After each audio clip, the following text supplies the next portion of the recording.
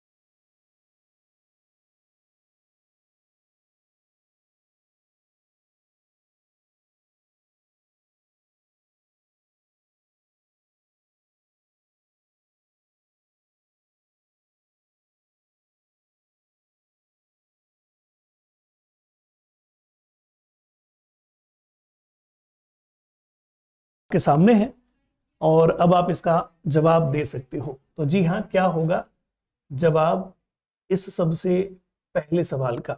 ठीक है, ये क्वेश्चन अगर आपने पिछला गेट दिया था तो आपको पता होगा। पिछले वाले गेट एग्जाम के बाद से अब जो भी सेशंस होते हैं उसमें 2 प्रकार के सवाल या 3 तरह के सवाल आने लगे हैं, जिसमें एक एमएसक्यू होता है, एक एमसीक्यू जो कि हमेशा से आता था, और एक एनईटी होता है। तो अगर 2020 के सवालों को आप या 21 के सवालों से पहले की आप बात करें तो सिर्फ 2 प्रकार के सवाल आते थे। कौन कौन से? MCQ, NET. लेकिन अब एमएसक्यू भी आते हैं। तो अगर आप इस एग्जाम को देने वाले हो जो 2023 में होने वाला है तो तैयारी बनाए रखिएगा कि आपको ऐसे सवाल मिलेंगे। ठीक है, एमएसक्यू वाले। तो ये जो है एमएसक्यू का एक सवाल है। देखो एमएसक्यू पहचानते कैसे हैं? जिन बच्चों को नहीं पता कि how we can identify the MCQs, so बड़ा सिंपल सा होता है। Which of the following options, देखो बहुवचन लिखा हुआ है, ऑप्शंस है ना, represent the animals as the endemic to India. India में एंडेमिक के तौर पर पाए जाते हैं। और यहां बोला options, not any one, options बोला है। तो मैं आपको आंसर बता ही देता हूं क्योंकि ये सवाल आपने कहीं ना कहीं सॉल्व भी किया हुआ है। तो हमारा पर्पस यही है कि आपको कुछ जरूरी ट्रिक्स, जरूरी हिंट्स और कई सारे जरूरी क्वेश्चंस को कैसे डील करना है, कैसे टैकल करना है एग्जाम के दौरान, ये आपको पता चले ना। तो बस इसी सीरीज में आपके सामने ये जो सवाल हैं और इनके जो जवाब हैं वो मैं लेकर के आ चुका हूं। जैसे कि यहाँ पर जो आंसर होगा वो होगा पिग्मी हॉग। ठीक है, पहला आंसर तो ये है और दूसरा आंसर है पर्पल फ्रॉग। ये दोनों ही जवाब हैं क्योंकि एक से ज्यादा जवाब आपके सही हैं। ठीक है, तो A and C is the correct answer of this question. उसके बाद यहाँ पर माउंटेन बोंगो दे रखा है, हीरोला दे रखा है। दे आर नॉट एंडेमिक, है ना। सिर्फ ये एंडेमिक नहीं है, ये और भी कई सारे रीजन्स में पाए जाते हैं apart from India. So pygmy hog और पर्पल फ्रॉग ये इस सवाल का जवाब था। ठीक है, तो ये तो सवाल बहुत ही रिसेंट है, आपको पता होगा, इसके ऊपर ज्यादा कुछ है नहीं जिसके ऊपर चर्चा की जाए। तो आइए अगले सवाल की तरफ बढ़ते हैं। अगला सवाल देखिएगा, ये भी आसान है, 2020 का सवाल है। और 2020 के इस सवाल को सॉल्व करने में मुझे नहीं लगता कि आपको कोई खास तकलीफ आएगी। तो सवाल आपके सामने है, पढ़ते हैं और जवाब ढूंढने की कोशिश करते हैं। Which of the following is not a site ध्यान रखें, not a site for in situ, जो इन सीटू कंजर्वेशन होता है उसको लेकर के यहां पर आपसे कुछ पूछा गया है। इन सीटू कंजर्वेशन, इनमें से कौन सा पर्टिकुलर ऐसा ऑप्शन है जो इन सीटू कंजर्वेशन के अंतर्गत नहीं आता? जी हाँ, शाबाश, बहुत बढ़िया, जवाब बहुत तेजी से आ गया। जाहिर सी बात है, इन सीटू कंजर्वेशन, ध्यान रखिएगा आपको जवाब देना है। और इन सीटू कंजर्वेशन का बड़ा सिंपल सा मतलब है कि जहां कोई ऑर्गेनिज्म, जहां कोई एनिमल पाया जाता है, उसे उसी के स्थान पर, उसी हैबिटेट पर अगर प्रिवेंट कर दिया जाए, कंजर्व कर दिया जाए, प्रोटेक्ट कर दिया जाए, तो इसी को आप इन सीटू कंजर्वेशन कहते हैं। लेकिन कई बार ये वाला तरीका कारगर नहीं होता अगर हैबिटेट या एनवायरनमेंट जरूरत से ज्यादा डैमेज हो चुका हो। In that case we have to transfer that organism और that animal into the new kind of places, है ना। तो उस कंजर्वेशन अप्रोच को एक्स सीटू कहा जाता है। यहां पर जो जूलॉजिकल गार्डन है, जी हाँ, जूलॉजिकल गार्डन, देखो बायोस्फीयर रिजर्व इन सीटू का एग्जांपल हुआ, डायवर्सिटी हॉटस्पॉट इन सीटू का एग्जांपल हुआ, सैंक्चुरीज इन सीटू का एग्जांपल हुआ। जूलॉजिकल गार्डन जो कि ह्यूमन मैनेज्ड एनवायरनमेंट होता है, जहां पर इंसानी देखरेख में सब चीजें हो रही होती हैं, ये एक्स सीटू कंजर्वेशन का एग्जांपल है। तो शाबाश, बहुत बढ़िया, तृप्ति जी जीते रहें और बहुत सारी सफलता अपने जीवन में हासिल करें। इसी के साथ साथ मैं कहूंगा सिर्फ तृप्ति जी को ये आशीर्वाद नहीं है, जितने भी बच्चे लाइव सेशन में हैं उन सभी को ये आशीर्वाद, प्यार भरा आशीर्वाद, आप अपने जीवन में और भी असीम ऊंचाइयों को छुएं और भी असीम ऊंचाइयों तक पहुंचे। Thank you. आगे बढ़ते हैं अगले सवाल की तरफ, देखते हैं अगला सवाल क्या है। अगला सवाल ये भी काफी आसान सा सवाल है। मैं इन सवालों के बार बार बीच में आ जाता हूं, तो मैं कोशिश करता हूं कि मैं एक तरफ बना रहूं और ये सवाल आपको दिखते रहे। A species adapted to a specific habitat is called, बहुत ही आसान सा सवाल है। क्वेश्चन को ध्यान से पढ़िएगा, सीधे जवाब ना आए तो एलिमिनेशन वाले तरीके का इस्तेमाल करिएगा। Good evening Pankaj ji, good evening, good evening everyone. ठीक है, अगर सीधे सीधे आंसर ना आए तो क्या करेंगे आप? एलिमिनेट करेंगे। देखो बात की हुई है स्पीशीज के बारे में, किसके बारे में बात की हुई है? स्पीशीज के बारे में। अ स्पीशीज, तो बायोम तो कोई स्पीशीज नहीं होती, ये टर्मिनोलॉजी तो यूज होने से रही। इकोटोन भी किसी स्पीशीज के लिए यूज होने वाला टर्मिनोलॉजी नहीं है, निश भी किसी स्पीशीज के लिए यूज होने वाली टर्मिनोलॉजी नहीं है, तो बात ही खत्म हो गई। तो देखो आंसर आ गया, और ये सही भी है कि कोई ऐसा इंडिविजुअल या कोई ऐसी स्पीशीज जो किसी यूनिक प्रकार के एनवायरमेंटल कंडीशन में पाई जाती हो, उसको इकोटाइप कह सकते हो। शाबाश। तो सवाल आसान है, आराम से कुछ बहुत ही बेसिक बातों का ध्यान रखते हुए आप जवाब तक पहुंच सकते हो। ठीक है, करेक्ट। चलो, वेरी गुड। अगले सवाल की तरफ बढ़ते हैं। मैं काफी सारे सवाल आज लेकर के आया हूं और हम लॉजिकल तरीके यूज करेंगे इसे सॉल्व करने के लिए। एक सवाल नैट टाइप का है, मैं इसे भी ले आया हूं। आइए इस सवाल को भी हल करने की कोशिश करते हैं, और आंसर इसका बहुत आसान है। देखिए सवाल क्या है, एक बार फटाफट आपको मैं हेल्प कर दूं। आंसर भी ऑलरेडी दे रखा है ताकि आपको कैलकुलेट करने का तरीका बता सके, ना कि आंसर क्या आएगा। आंसर तो ठीक है, आप देख ही लोगे कहीं ना कहीं से, है ना। तो चलिए देखते हैं। A population of a rabbit was determined to have a birth rate of 200। जो बी की वैल्यू है, बी की वैल्यू वो दे रखी है 200। उसके बाद डेथ रेट दे रखी है, दैट इज डी की वैल्यू दे रखी है ना, बी माइनस डी।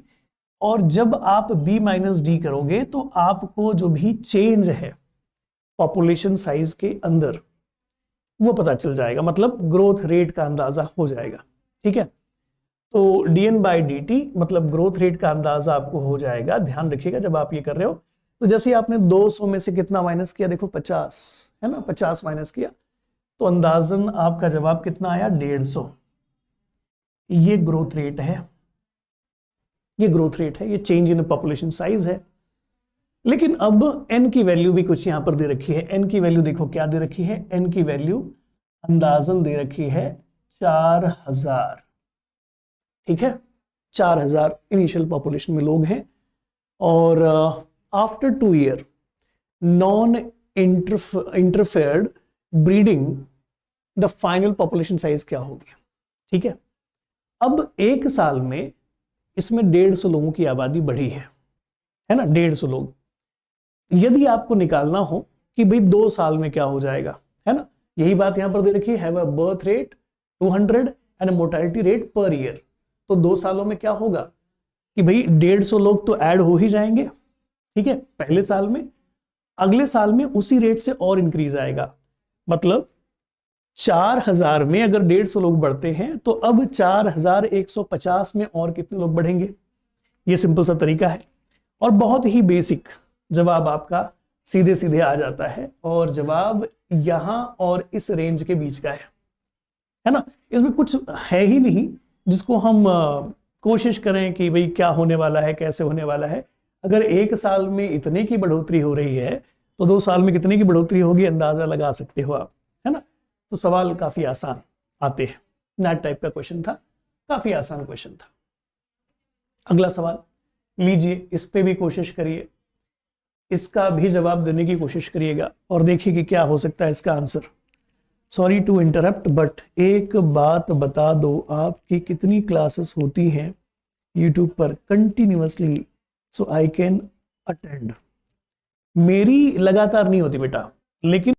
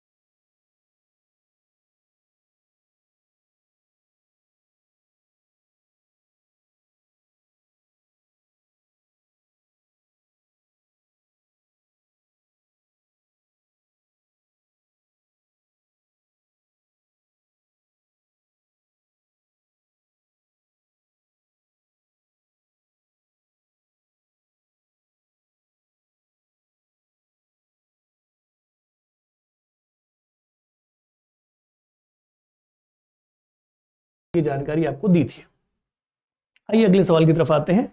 गेट 2012 में ये सवाल आया था और ये सवाल है इकोलॉजिकल सक्सेशन के बारे में कि what do you mean by ecological succession. ये जो टर्मिनोलॉजी है इकोलॉजिकल सक्सेशन, इसका मतलब क्या होता है, कौन सी ऐसी टर्मिनोलॉजी है जो इकोलॉजिकल सक्सेशन वाली टर्म को बेहतरीन तरीके से एक्सप्लेन कर रही है।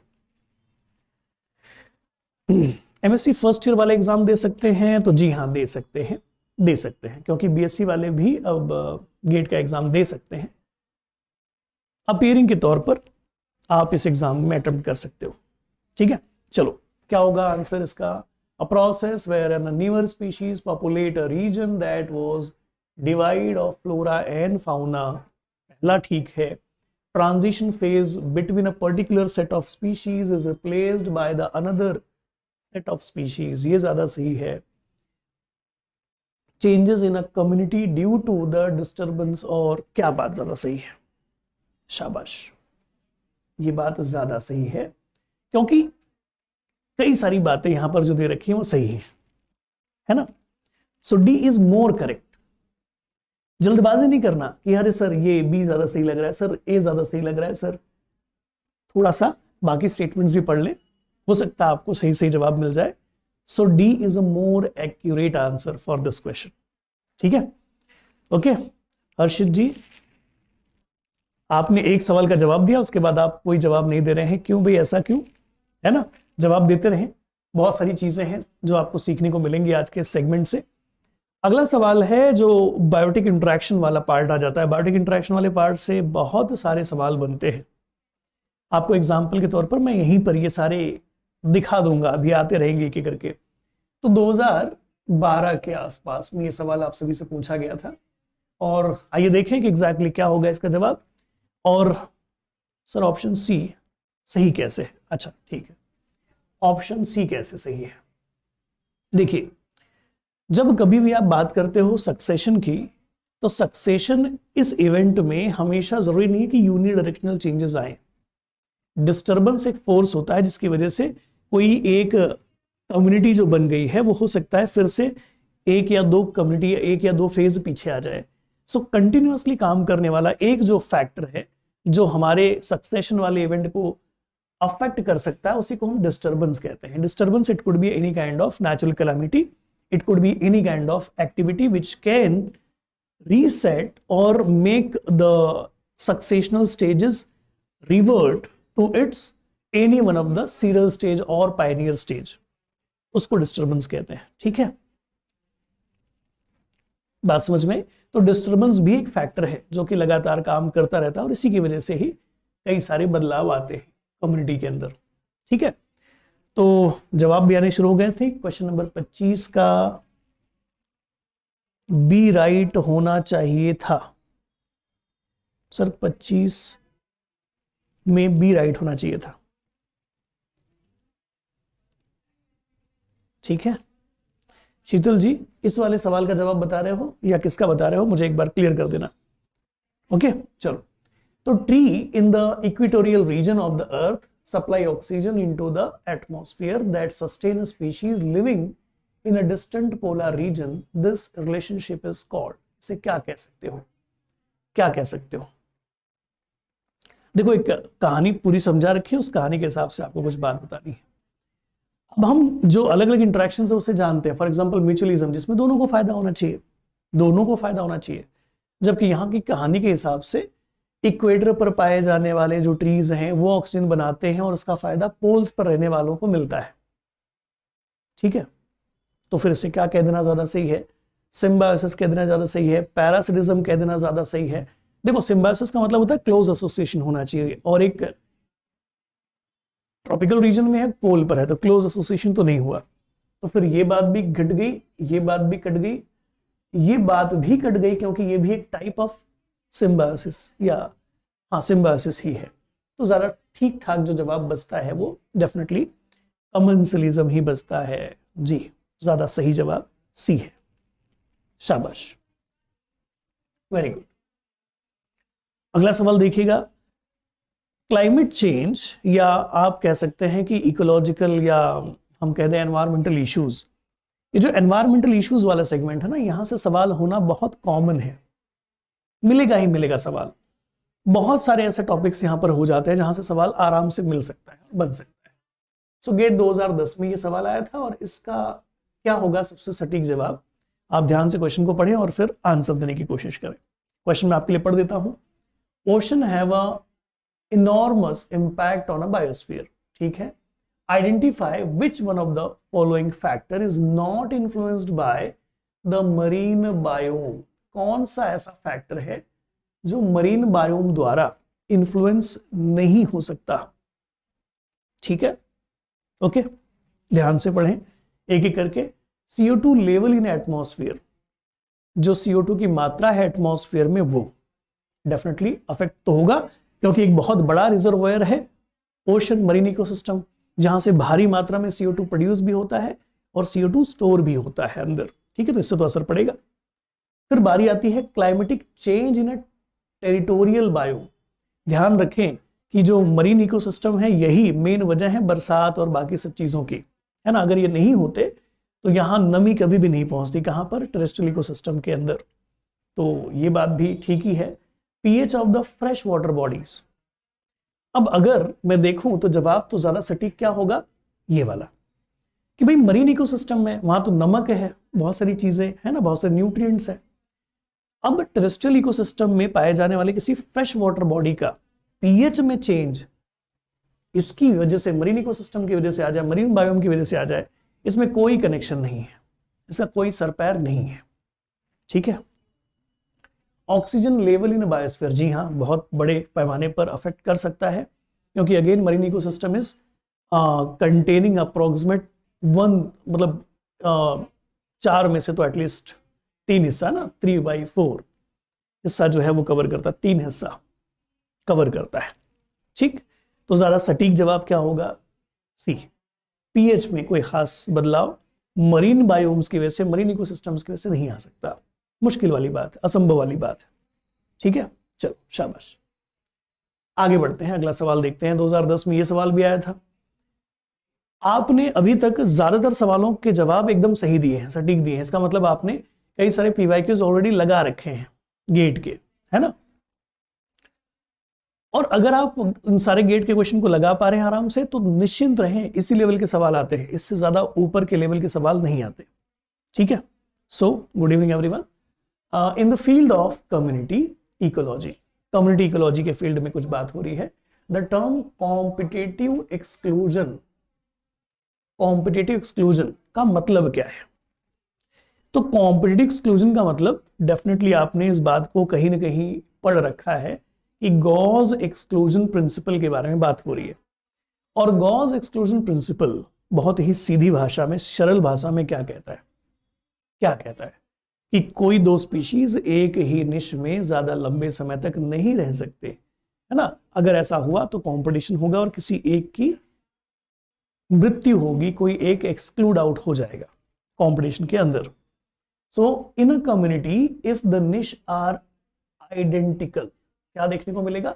2 species that can not coexist. हाँ जी, कहां, कौन सी स्थिति में? अगर क्या हो, सेम निश में हो, 2 अलग अलग स्पीशीज आइडेंटिकल निश में हो तो। जी हाँ, ये बात ठीक भी है और हमें सही बताना है। 2 डिफरेंट कम्युनिटीज, जी नहीं, ऐसा नहीं है। 2 अलग अलग कम्युनिटीज में आइडेंटिकल निश अगर है तो उससे कोई फर्क नहीं पड़ता, वो तो 2 अलग अलग निश हुए। ठीक। If the ecosystem is imbalanced, ऐसी कोई बात नहीं है। इवेंट ऑफ वोल्केनिक इरप्शन, जी नहीं, the first is a correct answer. अगर आपने गॉस एक्सक्लूजन प्रिंसिपल की थियरी पूरे पढ़ रखी है, पूरा कॉन्सेप्ट समझ रखा है, तो बहुत सरल भाषा में यही बात हो रही है कि तो कोई 2 अलग अलग स्पीशीज यदि सेम निश की डिमांड करते हैं, एक ही निश को यूज करने की बात करते हैं, तो लड़ाई झगड़े होने तय है।